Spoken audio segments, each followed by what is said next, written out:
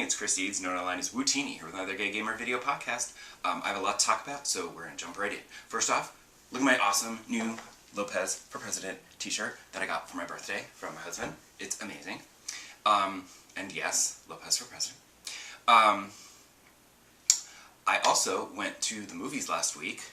I went to see Moonfall. I went to see it in IMAX, because I wanted to see it on the big screen.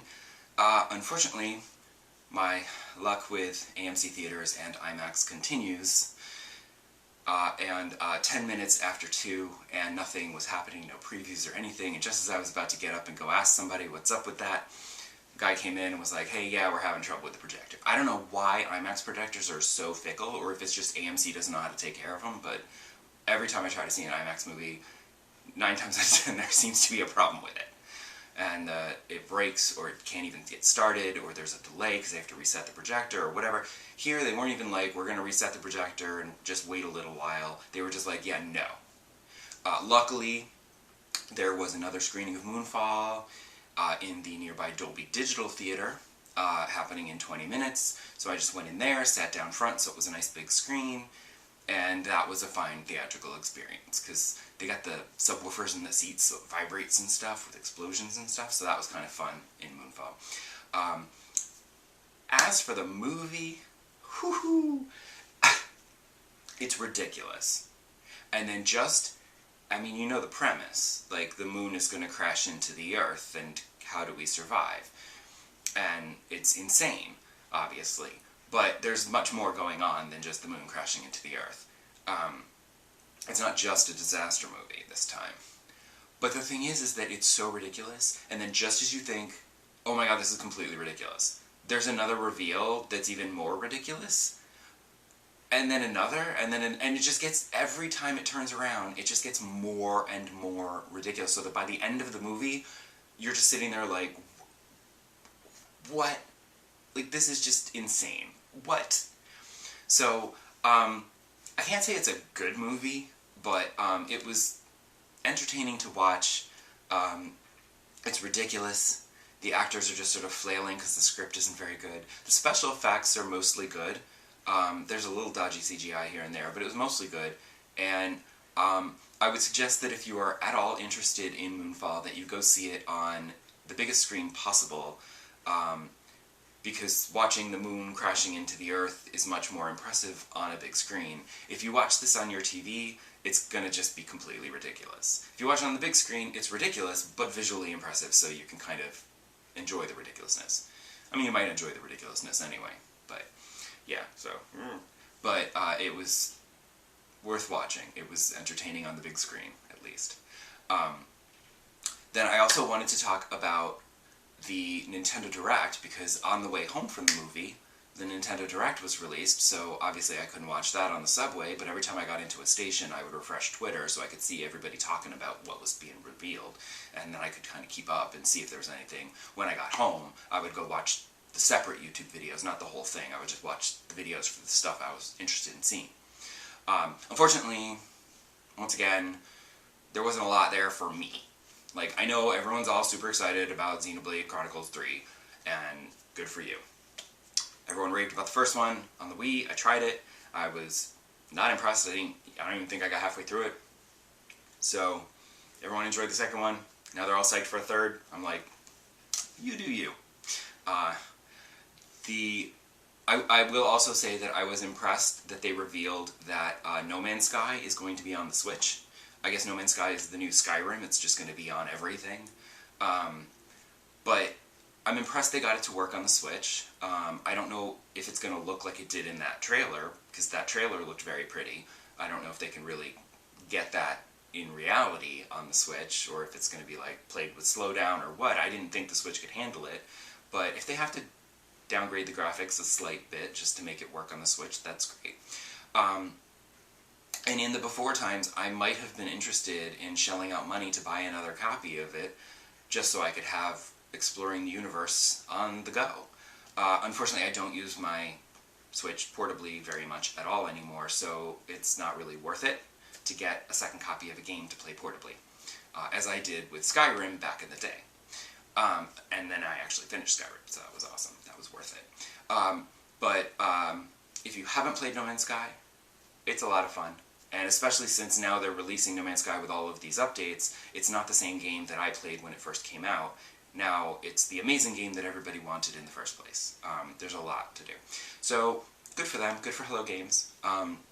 I don't think I would buy it. If it was like $25, I could maybe justify getting another copy for my Switch to play portably once in a blue moon, but it's going to be full price, and I don't really want to spend that money because there's other games I can spend money on. The only thing in that Direct that really got my attention was the Chrono Cross remaster for the Switch that they're going to do, because I never played that on the PlayStation.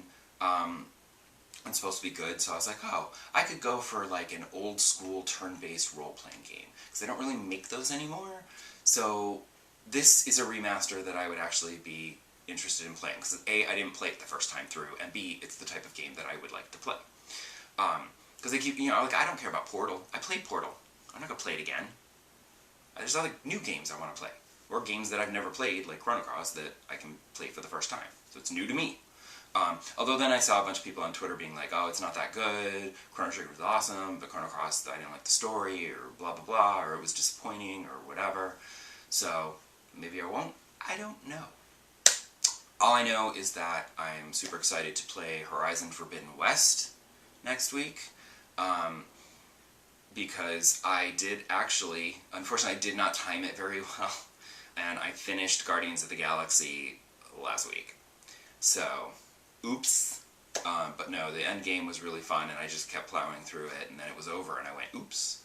But I have to say, it was a good game. I did, as I said, bump that difficulty slider of damage taken by enemies. I bumped that back up to normal, so that if later, at the end game, it got difficult, I could bump it back down again, and get through it. But I actually never had to touch it again. It was just those two battles that, for whatever reason, were just giving me a problem, and I just needed that extra little help to not take as much damage to get through that section.